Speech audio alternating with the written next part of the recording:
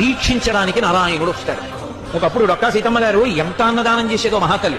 ఓ బ్రాహ్మణుడు వచ్చాడు, కూర్చోబెట్టి అన్నం పెడుతోంది. ఆయన అన్నాడు, నాకు పెళ్ళవలేదు, ఇన్నాళ్లకు పెళ్లి కూతురు ఒప్పుకుంది చేసుకుంటానని, కానీ బంగారు ఆభరణం ఏదైనా పెట్టమంది, ఏదైనా ఆభరణం ఇస్తే అన్నం తింటా, లేకపోతే తిన్నాను. అప్పటికే అన్నదానానికి ఆవిడ ఒంటి మీద నగలన్నీ వెళ్ళిపోయి ఒక్క కంటి ఉంది.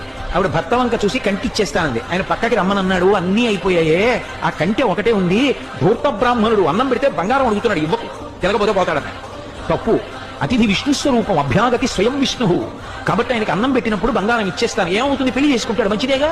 కంటి ఒంటి మీద ఉంటే ఏమవుతుంది, శాశ్వతమా? పుణ్యం శాశ్వతం, ఇస్తానంది, నీ ఇష్టం. కంటి తీసిచ్చింది. ఆ కంటి తీసుకెళ్లి అరిటా కింద పెట్టి ఆయన అన్నం తినేశాడు సంతోషంగా. ఉత్తరాపోసనం పెట్టాడు, చేయగడుక్కోవడానికి బయటికి వెళ్ళాడు. ఊరంతా కలిపి ఎంత ఉంటుంది ఆ గన్నవరం. కాబట్టి ఆ బంగారు కంటి కనపడింది ఆకెత్తుతుంటే సీతమ్మ గారికి. అయ్యో వెర్రి బ్రాహ్మణుడు కంటి మర్చిపోయాడని పరిగెత్తుకెళ్ళారు, పిలుద్దామని. కనపడలేదు. భర్తని పిలిచి వెతకమన్నారు, ఎక్కడా కనపడలేదు.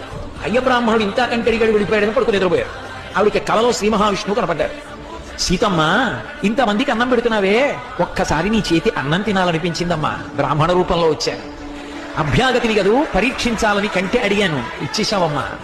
చాలు తల్లి, మురిసిపోయాను, నీ ఒంటి మీద నగలైపోయాయని బెంగ పెట్టుకుంటున్నావా? ఇంతకింత బంగారం నేను ఇస్తాలే అమ్మా. ఆవిడ లేచి భర్తకి చెప్పింది కళ. ఎప్పుడు దున్నే పొలమే. ఆయన పొలానికి వెళ్ళారు. సాయంకాలం వచ్చేసే ముందు ఏదో గొప్ప తవ్వుతున్నారు. కంగుల శబ్దం వచ్చింది.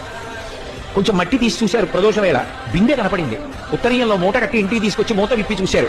బిందె నిండా బంగారు కాసులు. అంత ఐశ్వర్యం ఇచ్చేశారు. పరీక్షించడానికి